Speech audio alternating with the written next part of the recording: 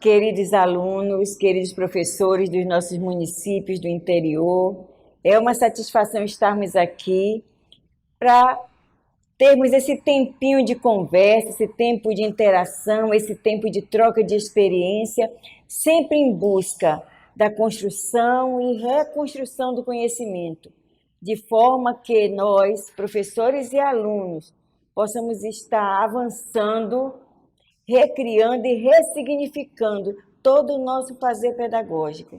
Hoje nós estamos aqui trazendo para apresentar a você o projeto Educando para a Igualdade, que nós damos a sigla de PEP. O PEP é um projeto que nasceu em 2015, uma parceria entre Secretaria de Educação e Secretaria Executiva de Política para as Mulheres, linkada à SEJUSC, Secretaria de Justiça. E nós vimos desenvolvendo palestras com alunos nas nossas escolas estaduais em Manaus. Palestras que versam sobre diversos temas dentro dos direitos humanos. Mas hoje, em especial, o nosso tema será voltado ao enfrentamento à violência contra a mulher. E nós convocamos você a participar do PEP. Como é difícil estarmos aí, nós aproveitamos essa interação via centro de mídias para chegarmos até você, querido aluno, querido professor, coordenadores regionais, para trazer para você a atividade que nós temos desenvolvido ou estamos desenvolvendo aqui no interior do Amazonas. Linkado a essa temática do enfrentamento à violência contra mulheres, nós todo ano fazemos uma edição do concurso para a prevenção à violência contra as mulheres. Nesse ano de 2018, nós estamos na 6ª edição e convidamos você a estar conosco de agosto a novembro nessa luta, nessa busca de construir essa ideia que está voltada ao tema assédio sexual contra a mulher, submissão e medo nos espaços públicos e privados. Continuamos com 4 categorias, que é o desenho, o teatro, a música e a redação. E você, aluno, pode estar conosco participando. Forme sua equipe, forme sua escola e entre para participar Entre para essa competição, concorra conosco. Teremos etapas municipais, etapa estadual e a nossa grande final em novembro. E contamos com você. Contamos com você, com a tua criatividade, com a tua disposição a participar.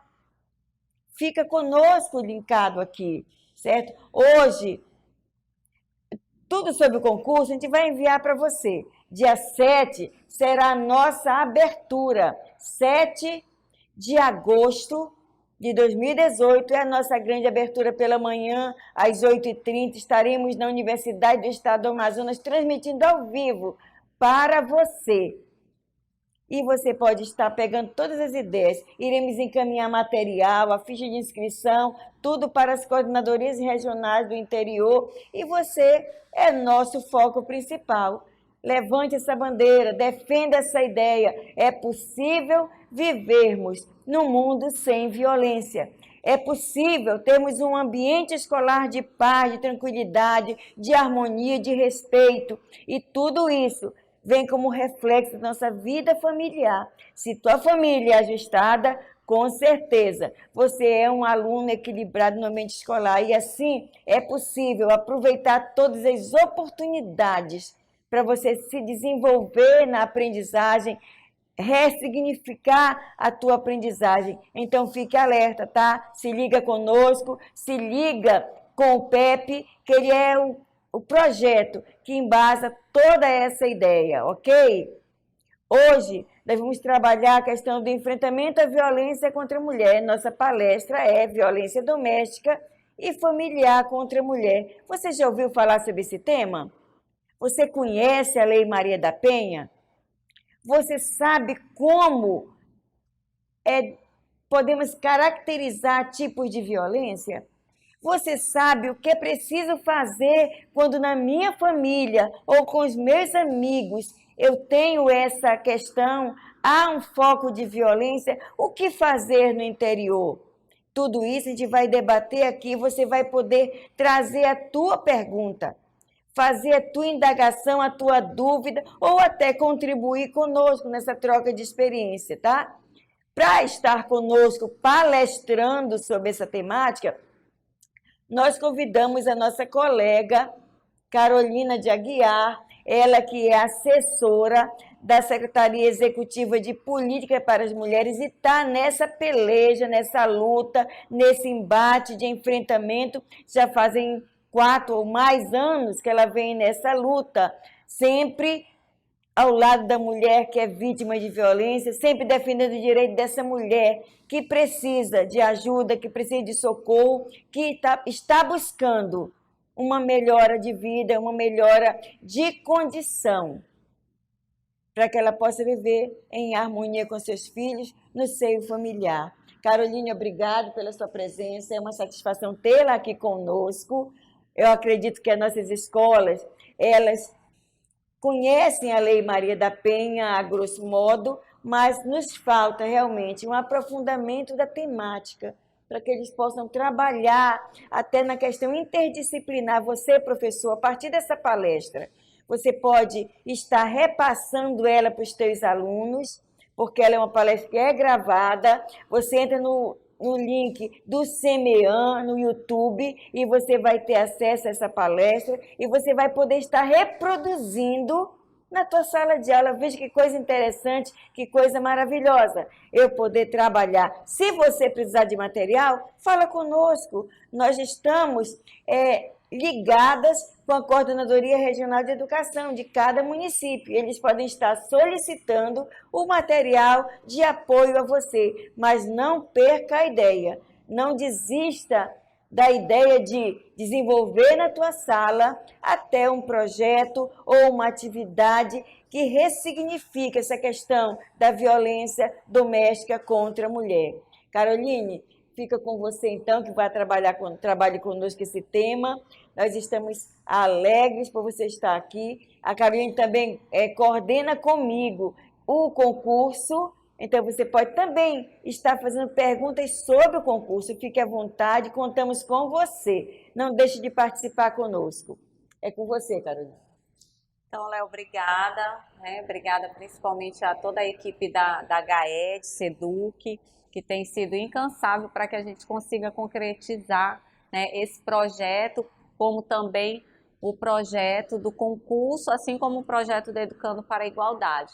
Então, assim, o que a gente pede a contribuição, lógico, de quem está aí do outro lado, sejam os alunos, sejam os professores, equipe pedagógica, para que dissemine não somente a questão do enfrentamento à violência contra as mulheres, no seu sentido mais amplo, como cada tema que a gente tem buscado trabalhar durante esses 6 anos com o concurso. E esse ano em particular, como a Leonísia já colocou, a questão do assédio sexual, que tem sido um clamor na realidade dentro da nossa sociedade. E aí a gente tem principalmente os focos, a gente tem visto a questão do assédio no esporte, a questão do assédio na área cinematográfica, como nós presenciamos aí esse ano passado, o caso lá do José Maia. Então, assim, várias situações que quando a gente começa a trazer à tona, começa a falar, mais pessoas vão se sentindo motivadas a denunciar, a discutir aquela situação com outras pessoas e dessa forma a gente vai desconstruindo essa rede aí de agressores. E aí a gente hoje vai falar em particular do tema, da violência doméstica contra a mulher. Eu sou Carolina Aguiar, sou assistente social e atuo na questão do enfrentamento à violência contra a mulher na Secretaria Executiva de Política para as Mulheres, que tem à frente a secretária Jaqueline Tavares. Então, assim, a gente vai estar agora repassando o vídeo para vocês, igualdade de gênero, porque não dá para a gente falar e nem começar a falar sobre violência contra a mulher se nós não nos remetermos à questão das relações de gênero. Porque eu sempre costumo falar, a violência contra a mulher, ela não vem e acontece no momento de uma agressão física, num tapa, num xingamento, ela já vem se instalando na sociedade há muitos anos. Então, o primeiro passo que nós temos que dar é quebrar com alguns mitos, né, que envolvem aí a questão das relações de gênero. Então, a gente vai ver o vídeo e em seguida a gente comenta, ok? Brincar de carrinho. Brincar de boneca. Jogar futebol. Dançar balé. Sonhar em ser astronauta, bombeiro e engenheiro. Sonhar em ser professora, enfermeira, psicóloga. Trabalhar fora. Cuidar da casa. Quem manda, quem obedece. Desde cedo, meninos e meninas aprendem o que podem e o que não podem fazer. Eles são levados a acreditar que as suas escolhas são determinadas por serem mulher ou homem, e que isso não tem como mudar. Isso é desigualdade de gênero. Isso tem consequências. As mulheres são 51% da população do Brasil. Só 42% das mulheres jovens estão empregadas, enquanto 65% dos homens jovens estão empregados. As mulheres com mais de 12 anos de estudo recebem 65% do salário que eles recebem. Só 39% dos jovens brancos e 40% dos jovens negros fazem as atividades domésticas. Já 78% das jovens brancas e 86% das jovens negras fazem as atividades domésticas. As mulheres são vítimas de violência, na maioria dos casos provocada por homens conhecidos. Uma mulher é morta a cada 1h30. 54% dessas vítimas são mulheres jovens e 61% são mulheres negras. Essa realidade tem que mudar. E isso começa com você. Para a igualdade de gênero, é preciso respeito, liberdade para tomar decisão sobre a própria vida e equilíbrio de poder. Isso é bom para as mulheres e para os homens também. Essa é a mudança que a gente quer e precisa.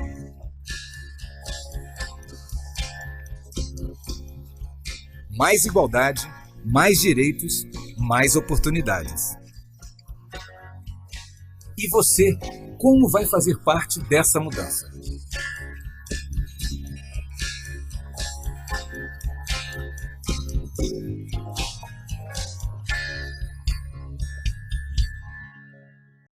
Então, retomando, a gente consegue visualizar através do vídeo que são algumas questões que estão conosco no dia a dia, né? Então, é impossível a gente já chegar na etapa da violência concretizada contra a mulher sem antes nós fazermos essa retomada de discussão das relações de gênero. Então, ele pergunta para você, né, o que é necessário para a gente desconstruir essas relações que foram colocadas e perpetuadas na sociedade por muito tempo e que tem gerado grande desigualdade entre homens e mulheres. Acima de tudo, a gente começa com o respeito, né? Então, o respeito ao diferente, o respeito às decisões do outro, da outra, e aí a gente vem para o segundo passo, que é a liberdade de escolha. Então, alguns direcionamentos são dados a homens e mulheres desde o momento que você nasce. Então, a mulher ela não foi criada, ela não é direcionada para ocupar espaços públicos, que a gente chama. Qual é o espaço público? É aquele externo à nossa casa. Então, são espaços de poder, de liderança. Quando a gente pensa na mulher na política, quando a gente pensa na mulher exercendo profissões majoritariamente masculinas. Então, assim, ela tomar essa decisão e ser respeitada pela decisão que ela tomou. Então, assim, a gente vê que nesse contexto geral, apesar de nós sermos 51% da população, nós ainda somos a minoria de pessoas com carteira assinada. Vocês puderam ver aí, somos apenas 42%, né, de mulheres que têm carteira assinada. A maior parte está no mercado informal, está desprotegida da nossa legislação trabalhista e está desprotegida dessa forma para um futuro mais tranquilo, né? Uma aposentadoria, ela está mais segura. A gente vê que mulheres, mesmo exercendo o mesmo a mesma função, ela recebe valores menores do que o dos homens. Então, assim, são discrepâncias dentro do direito que a gente ainda precisa estar lutando, ainda precisa estar falando. Muita gente dizia, mas como, né? Você exerce a mesma função e ganha um salário menor. Então, assim, na minha área, por exemplo, uma assistente social, ela ganha o mesmo que um homem. É a mesma coisa em outras áreas? Não. Né? Na construção civil, as mulheres exercem a mesma função e ganham salários menores.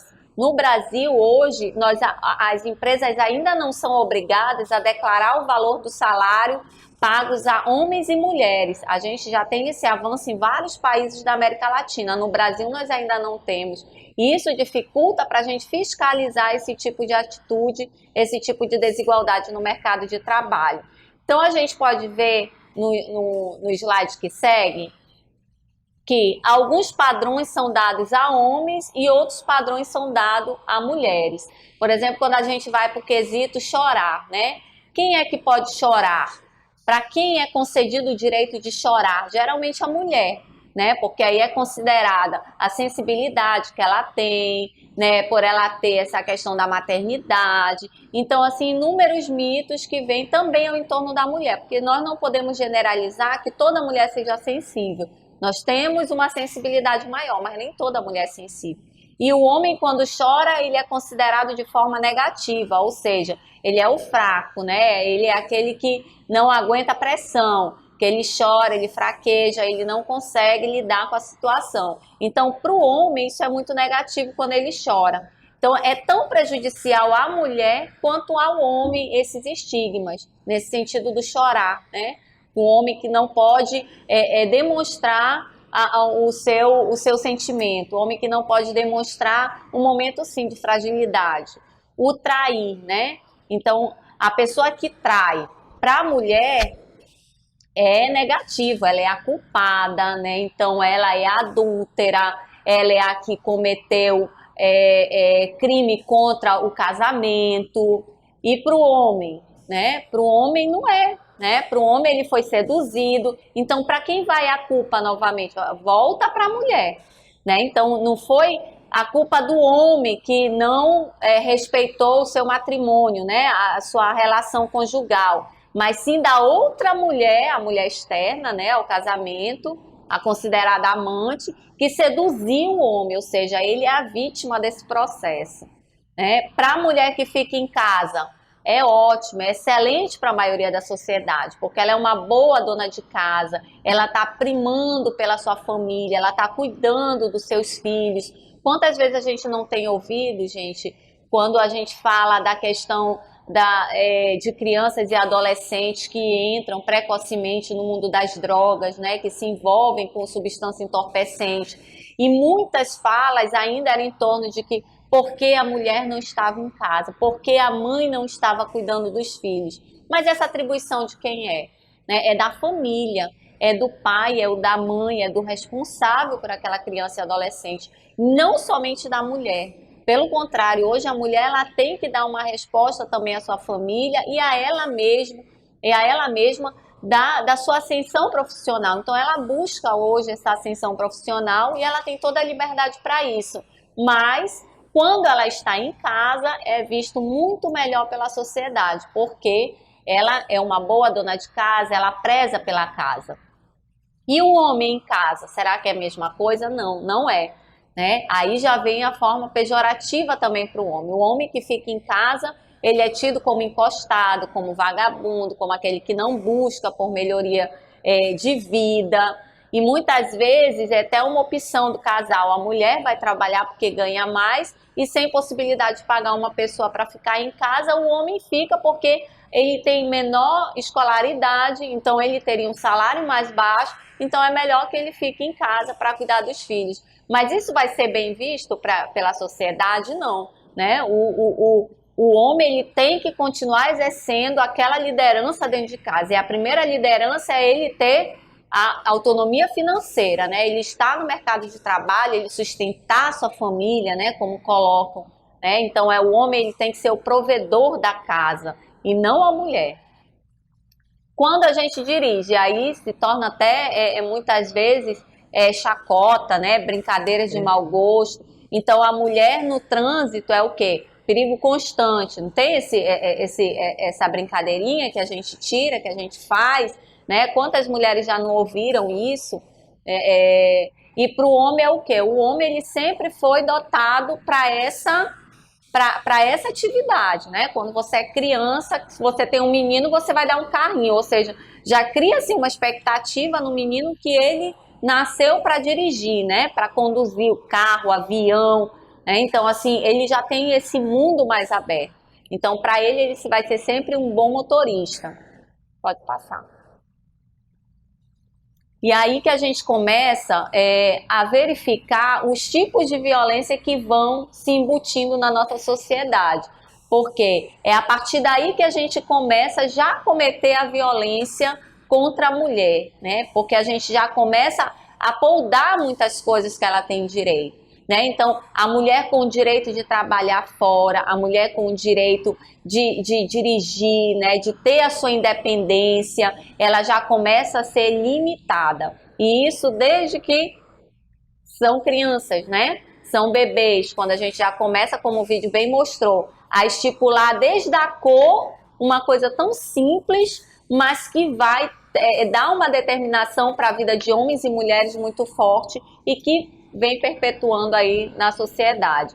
Então a gente já começa aí a verificar as formas de violência que a mulher vem sofrendo. Então a violência contra a mulher, em muitos casos, é fruto desses padrões, né, de masculinidade, desses padrões de dominância, né, que a gente chama desse modelo patriarcal que foi criado e foi consagrado dentro da nossa sociedade. É importante a gente salientar que não é que o modelo patriarcal ele seja completamente errado, mas é a forma como ele foi colocado.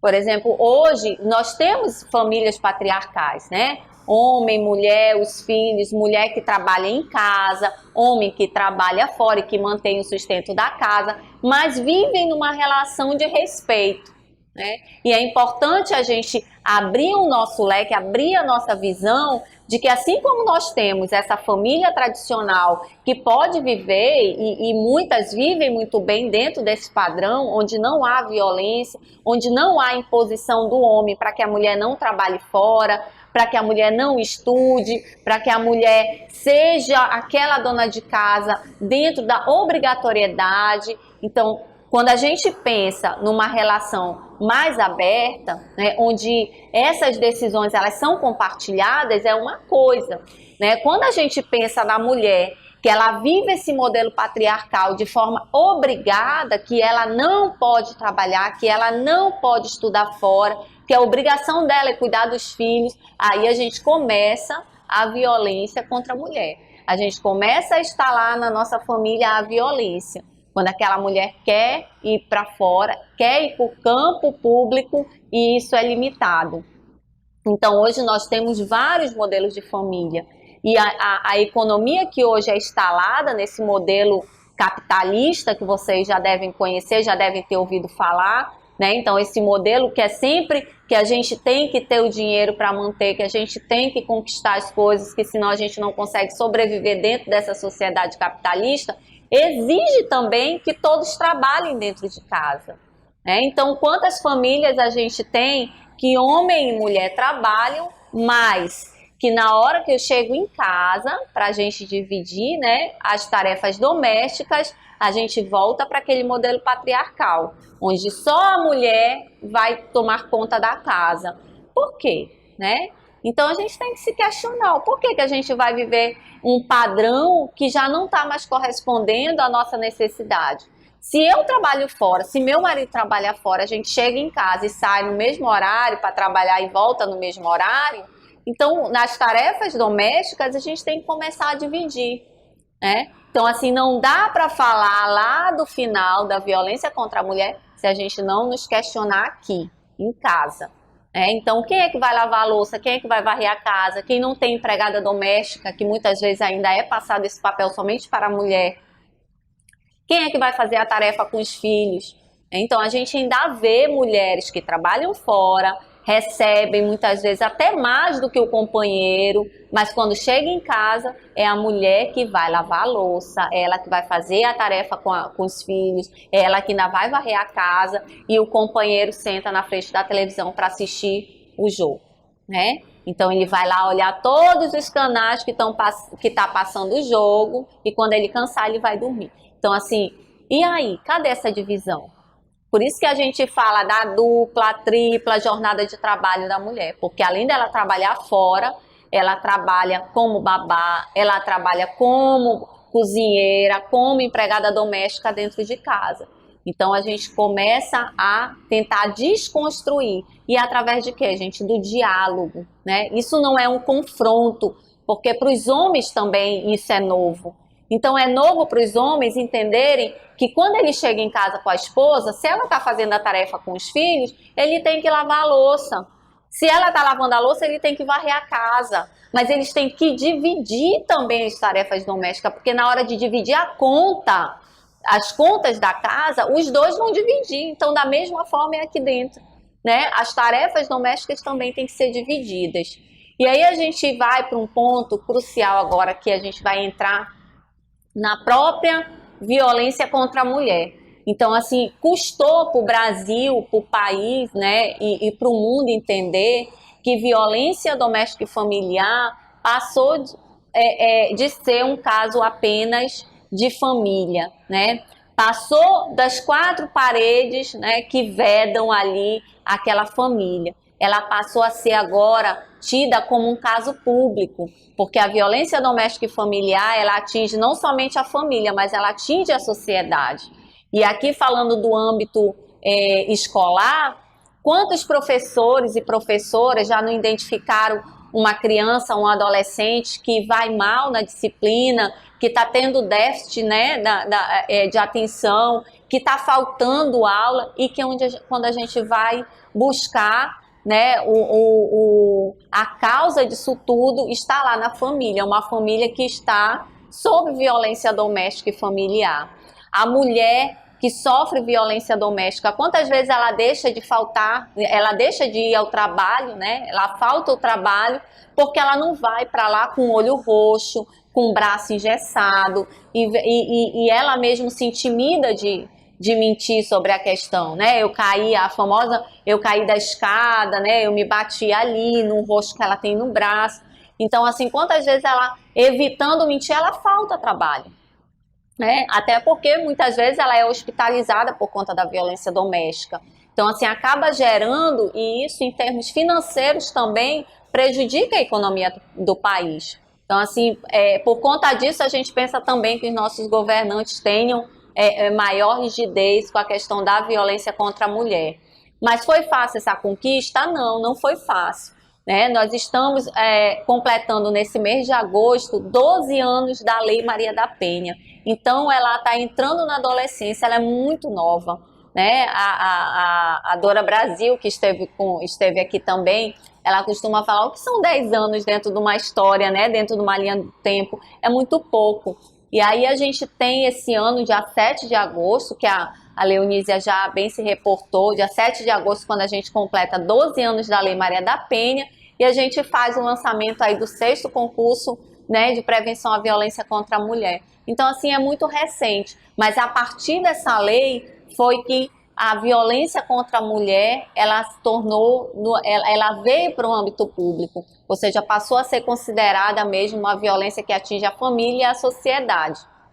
E para além da história da violência contra, da Lei Maria da Penha, a gente traz um grande avanço, que a violência não mais foi considerada somente a violência física, porque antes só era considerada a violência que a mulher podia chegar numa delegacia para denunciar quando ela tivesse o quê? Hematoma, quando ela tivesse com lesões corporais, né, com escoriações. Então ela poderia chegar numa delegacia e denunciar o seu companheiro. Mas por muito tempo a nossa legislação ela esteve ao lado do homem, né? Então até o nosso Código Civil anterior, ele concebia que o homem ele podia inclusive agredir a sua mulher, contanto que não a matasse nem deixasse paraplégica, caso ele pegasse ela, né, com outro, né, que ela o traísse. Então tudo pela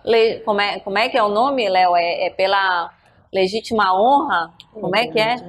Né, que Pela falava honra do homem. então tudo pela honra daquele homem, então ele podia. Agora imagina se toda mulher fosse agredir o homem que a traísse, né? Então assim, nós teríamos aí uma grande chacina dentro do nosso país, dentro do mundo. Então assim, mas aí esse Código Civil caiu e com a Lei Maria da Penha, além da violência física, nós temos ainda 4 tipos de violência tipificadas nessa lei. São 5 tipos de violência que a gente pode ver. Então, é a violência física, a violência psicológica, a violência patrimonial, violência moral e a violência sexual. Então, cada uma dessas violências, houve um estudo e todo um aprofundamento para que realmente fosse considerado, né, a violência, cada tipo de violência, ela entrasse na Lei Maria da Penha. A violência física, como é mais fácil da gente identificar, é aquela que a mulher sofre agressão física mesmo, que muitas vezes a deixa lesionada, um olho roxo, como mostra aí o desenho, né, uma boca quebrada, muitas vezes uma perfuração, né, uma grave lesão, ou até uma lesão mais leve, que é a questão da via de fato, é um beliscão, é um empurrão, que às vezes não fica hematoma, mas houve, né, e é considerado pelo Código Penal como a via de fato. A gente tem um outro tipo de violência, que essa é a violência psicológica, essa que era menos conhecida para que a população denunciasse, para que as mulheres denunciassem, porque ela é silenciosa, né? Ela acontece muito ali na entrância entre o companheiro e a companheira. Então ela se dá através de uma ameaça, de um constrangimento, né? Então assim, ela vai atingindo a autoestima daquela mulher. Então às vezes a gente fala, o companheiro faz uma ameaça, a mulher ela realmente fica intimidada, né? Então ela passa a não visitar os seus parentes, por exemplo. Se você continuar saindo com as suas amigas, com aquelas amigas suas, né, eu vou lhe matar, né? Você vai ver quando você chegar em casa. Então o que é esse você vai ver, né? Que muitas vezes fica ali entre linhas. A mulher não vai arriscar, ela não vai tentar. E aí ela começa num processo de isolamento que vai acabando com a sua autoestima, né? A gente tem outra violência, que é a violência moral, caracterizada pela calúnia, injúria e difamação, né? Onde a mulher muitas vezes é colocada num papel que a deixa minorizada diante da sociedade, como muitas vezes agora, né, tá muito em voga essa questão dos vídeos, né, dos nudes. Então, assim, no momento da relação, a mulher deixou ele tirar foto, filmou a relação, e aí isso acaba depois indo parar no WhatsApp das pessoas, que aí toma uma dimensão que ninguém nem consegue mensurar, porque é uma linha sem volta. E essa mulher fica exposta, né? O fato dele chamar muitas vezes ela de puta, vagabunda, só não sei o que, que muitas vezes as pessoas já consideravam até normal. Ah, mas esse foi um xingamento na hora da briga e tal. Não, não é um xingamento não, isso é difamação, né? Até porque ele fala que para ela, ele já está cometendo um crime falando só para ela. Em outras vezes ele comete o crime também, que é outro crime, dentro da violência moral, onde ele expõe essa mulher para a sociedade. Ele chega lá na taberna, lá no mercadinho e diz: a minha mulher é uma vagabunda, ela estava me traindo. Começa a inventar várias coisas. Para quê? Para que ele fique blindado no caso da violência contra essa mulher. Então, no momento que ele cometer a violência, muitos estarem do lado dele pelo fato de que, mas tinha razão, ela traiu ele, porque ela é uma vagabunda, então ele tem razão, né? Entendendo que a violência ela não pode acontecer em nenhum momento, né? Então, assim, não é com violência. O direito ele está aí para isso. Então, cadê, né? O direito de família vai lá, abre o divórcio, né? Faz o processo de divórcio, separação, divide as coisas e cada um para o seu lado. A gente não precisa chegar, né, nessa consequência. Uma outra violência também que a lei tipifica é a violência sexual, né? Então, a violência sexual é aí tipificada pelo estupro, né? Pelo aliciamento, pela exposição da mulher a filmes pornográficos, ou mesmo obrigar essa mulher a manter relação com outras pessoas, ou obrigar ela a ver relações que ela não quer ver. Então, assim, e por muito básico, que eu costumo dizer, né? Então, fora essas violências que são mais complicadas, né? Então, assim, são crimes mais severos, a gente tem a violência sexual aqui entre o casal, né? Quando ela não quer manter relação sexual com seu companheiro, que é outra coisa que foi plantada dentro dessa sociedade patriarcal. A mulher, quando ela casava, no contrato de trabalho, não, no contrato matrimonial, ela tinha sim a obrigação de manter relação sexual com o seu companheiro, né, com o seu marido. Então tinha lá, isso são me foge esses nomes, olha, do Código Civil, só porque ele é bacana. Então isso eram obrigações matrimoniais, né, ela mantém. Então no momento que ela se recusa e ele força, ele está no direito dela. Hoje, não mais, gente. Hoje acabou isso, né? Então a mulher tem dor de cabeça, ela tem TPM, ela não tem vontade de fazer e ela não é obrigada. Então, assim, a mulher ela tem que ser respeitada dentro da sua decisão. Agora, lógico, ela não vai mais manter relação sexual, lógico que ela vai se separar, né? Ela vai querer se separar e ele também tem que optar por se separar, já que isso acaba fazendo parte de uma relação a dois. Mas o sexo forçado, ele é estupro, mesmo que seja pelo meu marido, pelo meu companheiro, pelo meu namorado. E aí a gente tem presenciado, inclusive entre namorados, gente, né? Forçar a barra, né? O forçar a namorada a manter relação sexual, isso é estupro, né? E isso também está respaldado dentro da Lei Maria da Penha, porque a Lei Maria da Penha não é só para marido ou companheiro, é para namorados, ex-namorados, ex-maridos, ex-maridos, ex-companheiros, tá? Então a gente entender aí que todo esse grupo faz parte. E a quinta violência, né, sinalizada na Lei Maria da Penha, que é a violência matrimonial, ou patrimonial, desculpa. Então, a violência patrimonial também, antes não considerada como uma violência doméstica e familiar, ela passou a ser tipificada na Lei Maria da Penha.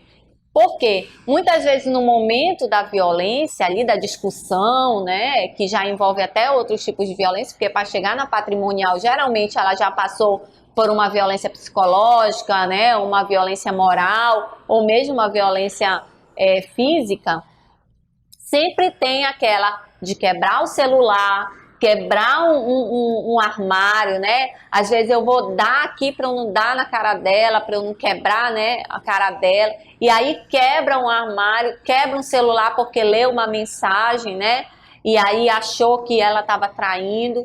Isso é o que, gente? Violência patrimonial. Ele não tem direito sobre as coisas dela, né? Então, o fato de você quebrar os objetos pessoais, reter documentos, reter objetos de trabalho, casos de mulher que são cabeleireiras, né, que tem todo o material delas ali que de repente o agressor vai lá e subtrai ou tranca, né, o salão e não deixa ela entrar. Isso é violência patrimonial, tá? Então, assim, é importante a gente salientar que tudo isso vai acontecendo, gente, num período de tempo que começa muito longo, né, que é o que a gente chama do ciclo da violência.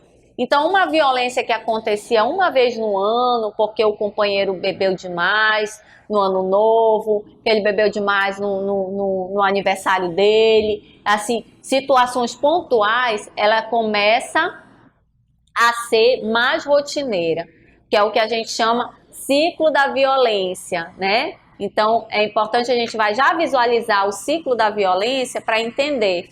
Então, começa com essa explosão, né, da violência. Então ele bebeu, ele se exaltou e acabou agredindo essa mulher, ofendendo. Mas aí em seguida vem o quê, gente? Vem a desculpa, né? Então no outro dia passou, ele pede desculpa, ele manda flores, ele manda né? Ele manda um bombom, quando é namorado, principalmente, né? Tem todo esse jeitinho. Não, então assim, eu tenho ciúme de você. Muita gente, muita violência foi em torno da tal desculpa do ciúme, né? Quantas de nós não nos sentimos privilegiadas quando a gente tem um namorado, um marido que é ciumento, né? Por quê? Porque é um aval, muitas vezes, que ele gosta realmente da gente, né? Não, olha, ele gosta mesmo de mim, né? Ele morre de ciúme, não deixa eu usar essa saia curta, porque outros homens vão ficar me olhando. E isso vai levantando a nossa autoestima, mas na realidade isso já é um processo de violência que vai acabar lá, muitas vezes, com a violência física. Então, depois da violência, né, do grau da violência, da explosão que chama, vem essa lua de mel, vem a desculpa, vem a fazer a vontade, então vem todo um período ali de romantismo de novo desse casal. E a mulher, ela tá namorando com ele porque ela não gosta dele? Ela tá casada com ele porque ela não gosta dele? Não. Ela tem uma relação de afetividade com aquele companheiro, né? Ela tem uma relação com ele de afinidade de relacionamento. Então, para ela é muito mais fácil ela acreditar realmente que ele vai mudar. E ela dá essa chance. Mas aí começa de novo o período da tensão, né? Aquele homem já começa a ficar mais bruto de novo, já começa a responder com grosseria, já começa a ficar de novo violento. E aí vem a explosão, que é a violência física. E esse ciclo, gente, vai ficando cada vez mais rápido, né? Então, o que acontecia num ano passou a acontecer em 6 meses, depois em 3 meses, depois em 2 meses. Quando a mulher vê, ela está sendo agredida toda semana, mas sempre ela está o quê? Na esperança de que aquele companheiro vai mudar. Na esperança que o pai do filho dela, né, o pai dos filhos dela, vai mudar. Por quê? Porque ela tem uma dependência dele, tanto afetiva, né? Ela ama aquele companheiro. Ninguém casa querendo descasar, ninguém namora pensando que não quer mais namorar. Então, assim, ela tem aquela dependência afetiva e tem, muitas vezes, a dependência financeira, né? Então, eu tenho 3 filhos aqui. O homem, muitas vezes, quando termina o relacionamento, ele pensa que ele rompeu o relacionamento com os filhos também. Então, ele some. E como é que ela vai manter aqueles filhos? Então, tudo tem que ser muito bem pensado. A média que a gente tem nacional de rompimento realmente com o ciclo da violência, ela está em 10 anos, em torno de 10 anos, que julga-se justamente pela trajetória do relacionamento daquele casal. Então, eles casaram, tiveram filhos, e aí é muito difícil você romper um relacionamento com um bebezinho, né, com uma criança de 2 anos, que muitas vezes requer muito da mãe, porque a mãe ela é a primeira que se coloca. Né? Então, se o bebê tá doente, quem é que corre primeiro no berço para ver se o bebê não tá com febre, se ele tá respirando, se ele tá... É a mãe, né? É um impulso isso que a gente tem. Né? E assim, o homem tá lá roncando, que tá danado lá na cama, né? Parece assim que não tá acontecendo, o mundo tá desabando, mas a mulher não. Eu digo que enquanto eu não era mãe, eu dormia e acordava na mesma posição. Depois que eu fui mãe, eu já não sei nem mais como é que é. Porque eu nunca mais dormi um sono todo. Então, assim, ainda é um instinto muito da mulher, né? Eu penso que a questão da sensibilidade que tem nos nossos hormônios é o que chama atenção. Aliás, é o que mais trava a gente para também não levar a responsabilidade para esse homem. Agora, tudo é assim, gente, é um exercício diário. Né? Quantas vezes eu não me controlo ali, o bebê chorando, e aí eu fico ali me controlando para eu não ir ver, para ver se ele se manifesta, né? Então, às vezes eu tenho que dizer, vai rapaz, vai lá ver, né? Então, assim, a gente às vezes tem que dar aquele cutucão no homem, porque ele realmente está fazendo esse exercício junto com a gente, né? Nós de tirarmos um pouco essa responsabilidade total para a gente e eles de pegarem mais essa responsabilidade. A gente começa a dividir essas responsabilidades de casa, né? Esses afazeres domésticos, essa fase do cuidado, né? E do ser cuidadora, do ser cuidador, ainda é muito complicado. Tá? Então a gente vai agora para a violência, né? Que não atinge só a vítima. E aí a gente vai perceber dessas imagens que a violência, para além da mulher que é atingida diretamente, ela passa a ser reproduzida dentro de casa. É 100%? Não, gente, né? Pelo contrário, é que nem aquela história do pai que é alcoólatra. O pai que é alcoólatra, ele tem 2 filhos, né? 2 rapazes. Um vira alcoólatra, o outro não quer nem sentir o cheiro da bebida, porque ele se reporta a tudo que ele viveu por conta da bebida alcoólica. Então, assim, não é 100%, tá? Isso não é matemática que dá 100% aí. Então, assim, a violência contra a mulher, ela tem um índice muito grande de gerar violência dentro da família. Então, aqueles filhos que presenciam a violência dentro de casa, eles podem até não reproduzir a violência fora, mas eles vão acabar sendo, né, muitas vezes mais agressivos, né, dá uma resposta mais agressiva para a sociedade. E aí reporta, por exemplo, a criança respondendo para a mãe, né, situações em que o filho já passa a agredir a mãe por ver o pai agredindo, né? E aí, olha, o garotinho violento, né, agredindo o cachorro. Então, assim, acaba sendo um reflexo da família que ele está ali inserido. Então, assim, muito cuidado. Nós temos serviços de atendimento à mulher, onde nós colocamos também os seus filhos para atendimento psicológico, porque aquela criança, aquele adolescente, né, também, ele é atingido pela situação de violência vivida ali na família, né? Então, assim, você pensa que até os vizinhos são atingidos, por isso que a violência doméstica ela passou a ter um cunho público, porque a sociedade é atingida. Então, se a família ali, o núcleo familiar já é atingido, a sociedade acaba também sendo atingida. Mas mesmo assim, gente, nós ainda temos vários mitos sobre a questão da violência contra a mulher. Dentre eles, né? É fácil identificar o tipo de mulher que apanha. É fácil, gente. Será que é fácil identificar o tipo de mulher que apanha? Não, né?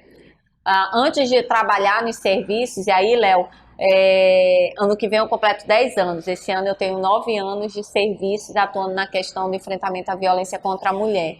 Então, quando a gente não trabalha, quando a gente está fora, né, dessa convivência mais da violência contra a mulher, a gente pensa que a violência ela acontece só nas famílias de baixa renda, né?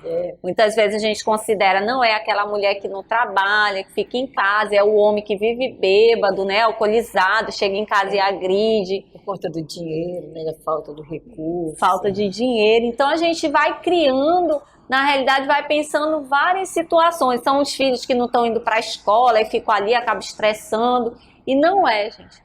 Né? Então, a violência contra a mulher, ela atinge da mulher de baixa renda à mulher de alto poder aquisitivo, da mulher branca à mulher negra, né? De todas as raças e etnias, e aqui principalmente a gente que está falando para os municípios, dentro das comunidades indígenas, quantas situações de violência que nós não estamos presenciando, e que não, gente, não é uma questão cultural, né? É uma questão machista, sim, né? Tanto de homens brancos, como de homens negros, como de homens indígenas, e que vai aí querendo se perpetuar na sociedade. Nós podemos tirar, por exemplo, o exemplo aí da Luana Piovani, né? Que veio à tona, daquela outra atriz e modelo, né, que também foi vítima de violência, a Rihanna, né, uma artista internacional, bem conceituada, super aclamada pelo público que ela tem, e foi também vítima de violência. Então, assim, é fácil identificar a mulher que apanha? Não, não é fácil não, porque ela pode ser a que está do nosso lado, ela está muito próxima da gente, né? É muito difícil a gente perguntar, alguém conhece uma mulher que sofreu violência? E as pessoas ficarem de braço baixo, né? Geralmente alguém já conhece a história de uma mulher que sofreu violência. Aí, jargões, né, que foram colocados na sociedade através de música, como essa segunda, aí dói, um tapinha não dói, ou seja, incentivando, motivando a violência ali contra as mulheres, né? Então, dói, um tapinha dói sim. Né? Muitas vezes ele machuca forte as mulheres. Os agressores sempre estão bêbados e drogados. Não, não é verdade. Isso é um mito, né? A bebida, a droga, ela é um potencializador, já dizem as nossas colegas psicólogas, né? Ela é um potencializador da violência. Então, assim, a gente não pode querer agregar a bebida ou a droga o fato daquela pessoa ter agredido a sua esposa. Não, porque ele já deve ter, né, uma vontade, já deve ser dele, e aí quando ele está bêbado só apenas potencializa e dá coragem para que ele faça. Todo homem agressor também não. Então, assim, muita gente fala das feministas, né? Então, assim, a feminista é contra o homem, né? Tem uma corrente de feministas, sim, mas não todas, né? O feminismo, ele tem várias correntes. Então, assim, dizer que todo homem é agressor, não é verdade, né? Existem homens que são mais feministas do que as mulheres, muito mais feministas do que as mulheres.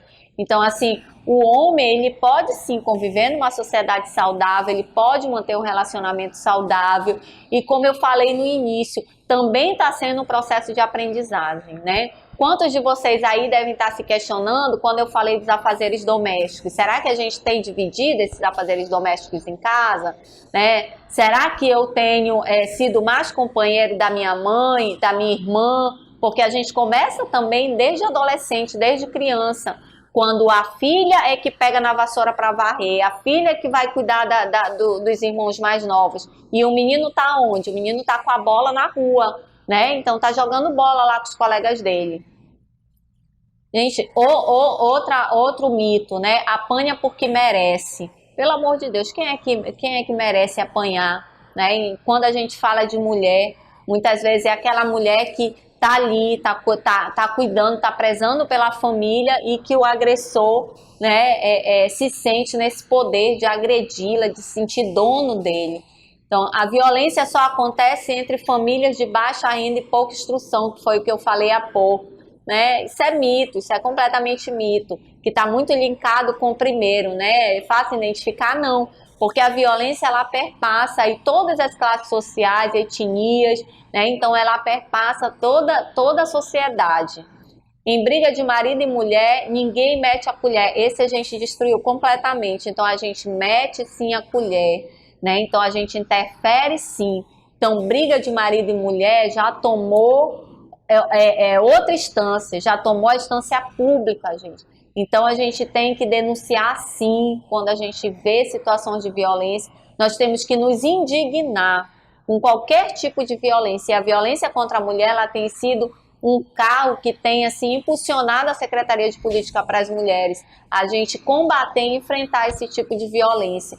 Então, assim, vocês que estão aí do outro lado, denunciem a violência, né? Para isso a gente tem o 180, o 181, o 190 mesmo, quando vê qualquer situação de violência, chama a polícia militar, né, do seu município. Então, assim, a gente tem que interferir sim, gente. Muitas vezes a mulher, ela não consegue sair da violência sozinha, ela precisa de um apoio, ela precisa de alguém que diga assim, epa, isso já virou caso de polícia, né? Você tem que abrir seus olhos, você tem que acordar, porque como eu falei, os motivos muitas vezes para ela não romper com esse ciclo de violência são inúmeros, né? Então, assim, não é fácil romper com a situação de violência.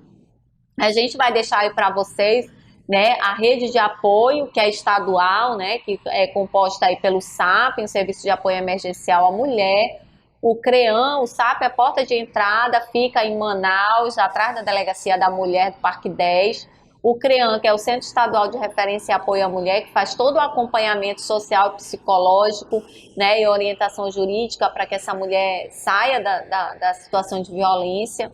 O NAIM, que é o Núcleo de Atendimento Especializado da Defensoria Pública, que ali ele ingressa com todos os pedidos, né, do direito de família, guarda, pensão, né, separação, divórcio.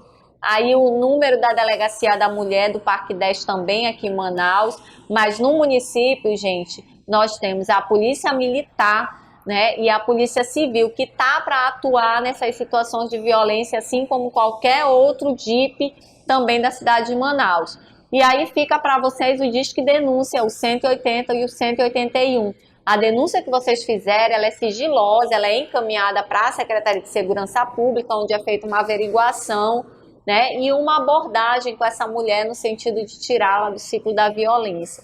Então, gente, é muito importante que, para além de tudo isso que vocês ouviram, e aí eu agradeço profundamente aqui a SEDUC, através desse espaço que para a gente é formidável, porque é uma maneira da gente chegar onde não dá para nós estarmos todo ano, até a gente não consegue chegar em todos os municípios por conta do nosso espaço e da nossa logística. Através do Centro de Mídias a gente chega aí no município, levando essa informação, e mais do que nunca, né, gente, entendendo que a escola é um espaço também de socialização de informação. A gente entende que a educação ela começa em casa, e muitas vezes aquilo que eles presenciam em casa não é verdadeiramente como deve ser. E esse espaço é privilegiado, né, de repasse de informação, de repasse de troca de experiência, e a gente está aqui para contribuir. E agradecer a todos que compareceram aí, que assistiram a palestra agora até o final, e pedir mais uma vez, né, que participem, municípios, participem do concurso, né, mandem os seus trabalhos para que a gente possa trazê-los para cá, para Manaus, os vencedores, né, ainda vislumbrar essa possibilidade. Ano passado nós tivemos ganhadores de Parintins, de Benjamin Constant, acho que ano retrasado.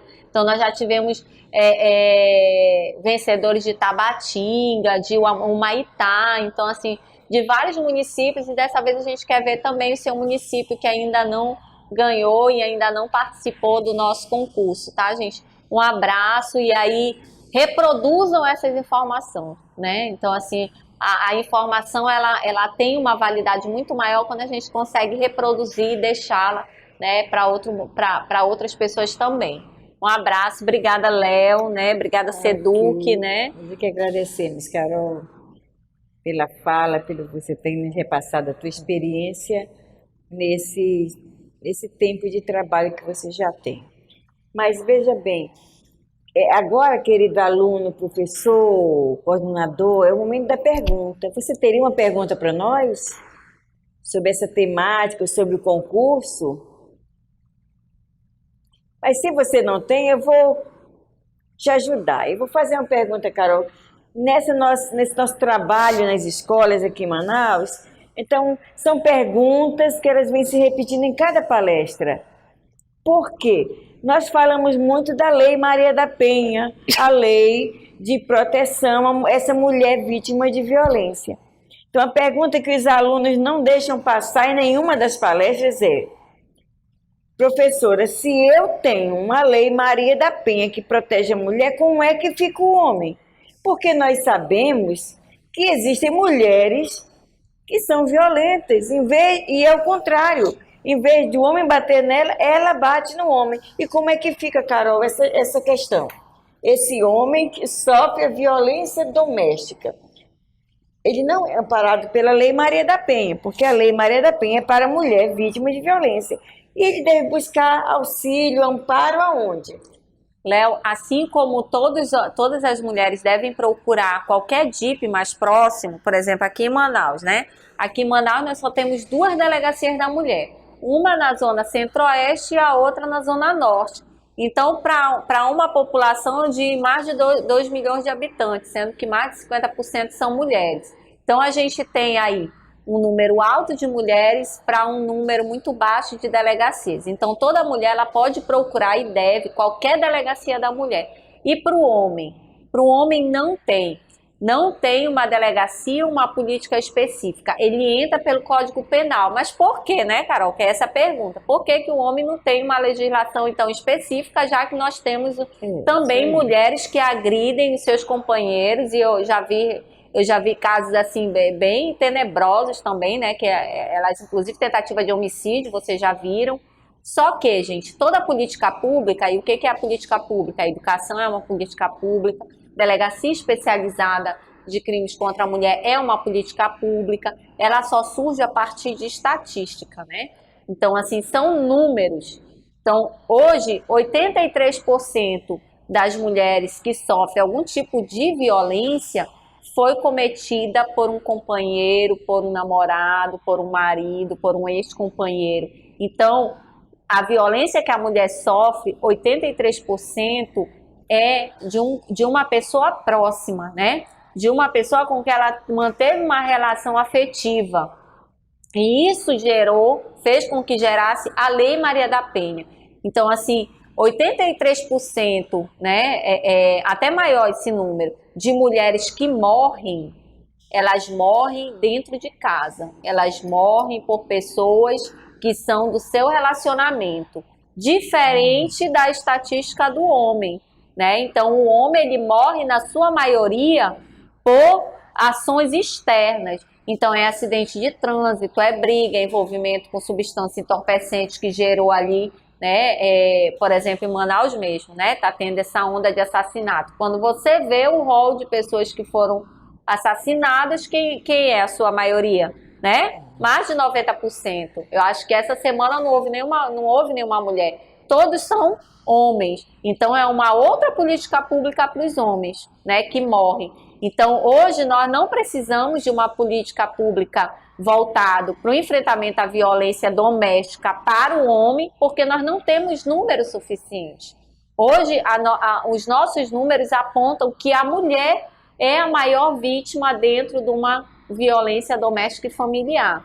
Então, assim, é um número bastante alto. Hoje, o Brasil, de 7º lugar, ele passou para o 5º lugar em feminicídio, gente. O que é o feminicídio, né? É o assassinato de mulheres pela condição de serem mulheres. Então, assim, o Brasil, ao invés de estar melhorando, ele regrediu aí, né? Então, assim, de 7ª posição, ele passou para a 5ª. E o Amazonas, de 24ª, ele passou para a 16ª posição. Então, assim, se a gente abrir o jornal durante a semana, raramente nós não vamos ter um assassinato de mulher. Então, assim, tem sido algo muito presente. Por isso, nós precisamos somar forças, discutir mesmo esse assunto dentro de casa. Não adianta, isso não é uma dissertação de mestrado, isso não é um trabalho de sala de aula que eu só vou fazer ali, entregar para a professora para eu ganhar uma nota. Ele é algo que tem que fazer parte da nossa rotina, do nosso dia a dia, que começa dentro de casa. De eu lavar o prato junto com a minha irmã, de eu limpar, de eu ajudar a minha mãe, de eu ajudar a minha irmã, de eu entender que a mulher, ela está numa posição apenas de diferença biológica, mas ela não pode estar dentro de uma desigualdade social comigo. Então, os direitos que eu tenho de estudar, ela também tem, de trabalhar, ela também tem. Então, assim, quando nós passarmos a entender e a praticar isso, verdadeiramente a violência vai diminuir. Então, a gente precisa caminhar para desconstrução desses estereótipos do que seja homem, do que seja mulher, e eu digo no sentido das relações sociais, do que mulher pode, do que o homem não pode, né? E do que cada um aí faz a sua divisão. Então, a gente começa a progredir também e a, quem sabe, diminuir a violência contra a mulher, né? Certo. Mas veja bem, aqui em Manaus nós temos as delegacias especializadas, 2 delegacias que atendem a mulher vítima de violência. Mas, Carol, e no município? Eu sei que o primeiro foco é procurar a delegacia mais próxima, aí com você, querido. Mas fora a delegacia, existe outra rede de apoio lá? Porque nós sabemos que o SAP está na capital. Sim. Mas o CREAM está aqui. O que essa mulher que está no município é vítima de violência, o que ela pode fazer além de procurar a delegacia de polícia? Hoje nós temos na rede da assistência os CREAs, né, que são os Centros Especializados da Assistência Social. Então nós temos 50 CREAs. Eu não saberei dizer aqui quais são os 10 que não têm, os 12 na realidade que não têm CREAs.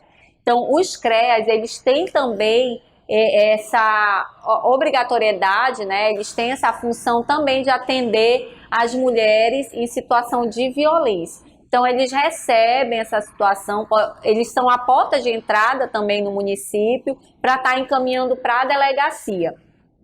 Nós temos, fora os CREAs, nós temos 12 municípios que têm organismo de política para as mulheres, né? Então, a gente tem aqui em Manaus, nós temos em Erunepé, Itapiranga, Borba, Quari, São Gabriel da Cachoeira, Santa Isabel do Rio Negro, deixa eu lembrar de mais alguns.